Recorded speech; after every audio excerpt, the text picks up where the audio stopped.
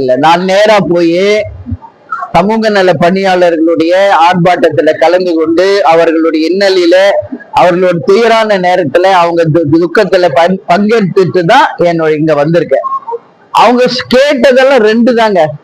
ஒண்ணு permanent job, இன்னொன்னு பழைய சம்பளமே வேணும். அது ரெண்டுமே அரசு இன்னும் அதை பத்தி பதிலே சொல்லாம அவங்க கேட்காதது எல்லாம் ஸ்டாலின் அண்ணன் ஸ்டாலின் சொல்லிட்டு இருக்காரு. என்ன சொல்றாரு? காலை உணவு வழங்கப்படும், அவங்க குழந்தைங்களுக்கு படிப்புக்கு உதவி செய்யப்படும், வீடு கட்டி தரப்படும் அப்படின்னு அவர் சொல்றாரு. ஆனா நம்ம பணியாளர்கள் அது ஏத்துக்கலைங்க. மக்கள் நல பணியாளர்கள் அது ஏத்துக்கல. அவங்க கேட்கறது எங்களுக்கு முதல்ல வேலையை உறுதி பண்ணுங்க, எங்களுக்கு சம்பளத்தை உறுதி பண்ணுங்கன்னு தான் கேட்கிறாங்க. அதுக்கு இன்னும் தமிழக அரசு பதில சொல்லல. அதுக்குள்ளேயே இன்னொரு குரூப், அவங்க இப்பதான் புதுசா சேர்ந்த ஒரு குரூப், அவங்க போய் முதல்வருக்கு நன்றி சொல்ற மாதிரியும் அவங்க எல்லாம் சேர்ந்து தமிழக அரசுக்கு நன்றி சொல்ற மாதிரியும் ஒண்ணு மாயை உருவாக்கி இருக்காங்க. ஆனா உண்மையில் பாதிக்கப்பட்ட மக்கள் நல பணியாளர்கள் அவங்க கேட்ட கோரிக்கை இன்னும் நிறைவேற்றப்படவில்லை. இதுதான் உண்மை. உடனடியாக தமிழக அரசும் அண்ணன் ஸ்டாலின் அவர்களும் மக்கள் நல பணியாளர்களினுடைய அந்த உண்மை பிரச்சனைக்கு தீர்வு காண வேண்டும் என்று கேட்டுக்கொள்கிறேன்.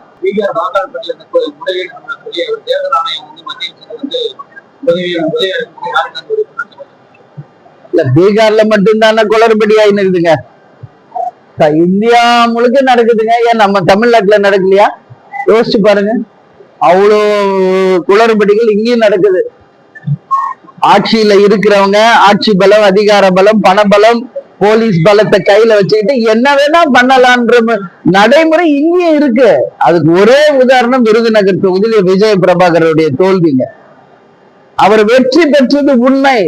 அனைத்து அதிகாரிகளும் அனைவரும் அதுக்கப்புறம் சொல்றாங்க 20,000 ஓட்டு வித்தியாசத்துல அவர் ஜெயிச்சிட்டார். ஆனால் 39 தொகுதி அவங்க ஜெயிச்சிட்டாங்க, ஒரு தொகுதி தான் தோல்வின்றப்போ அதையும் ரிவர்ஸ் பண்ணி அவர் தோல்வி விட்டுறதாக அறிவிக்க சொல்லி அறிவிக்கிறாங்க. அப்ப இங்க மட்டும் என்ன நியாயமா நடந்துருக்குது? இல்லையே. அதனால பீகாரை மட்டும் நம்ம குறை சொல்றது தப்பு. இந்தியா முழுக்க இருக்கு. இது எல்லாமே மாறணும். இல்லைன்னா ஜனநாயகத்துல தேர்தல் என்பது ஒரு வேஸ்ட் தான் நாங்க நினைக்கிறோம். உண்மையில் உழைச்சு கஷ்டப்படுறவங்களுக்கு இங்க நியாயம் கிடைக்க மாட்டேங்குது. ஓட்டுக்கு காசு கொடுத்து ஏமாத்துறவங்களுக்கு தான் இங்க நியாயம் கிடைக்குது. அப்போ உண்மையில் உழைப்பவர்களுக்கு இங்க என்ன நியாயம் இருக்கு? இங்க இருக்கிறவங்கள உதாரணங்கள் எல்லாம் தேர்தல்ல போட்டியிட்டவங்க தான். 3 முறை எம்பிக்கு போட்டிக்கிட்டார் சுதீஷ், என்ன ஆச்சு? இவரு போட்டிட்டு இருக்காரு இடைத்தேர்தல்ல, சட்டமன்றத்துல, என்ன ஆச்சு? இங்க அப்படிலாம் இங்க ஒண்ணும் அப்படியே தேனும் பாலாருமா ஓடுது? அப்படி கிடையாது. பீகார் மட்டும் இல்ல, இந்தியா முழுக்க இதுதான் நிலைமை. இது மாறணும் என்று நான் கேட்டுக்கொள்கிறேன். செய்திகளை உடனுக்குடன் தெரிந்து கொள்ள கீழ்கண்ட கேபிள் மற்றும் டிடிஹெச் நெட்வொர்க்குகளில் எம்நாடு செய்தி தொலைக்காட்சியை காணுங்கள்.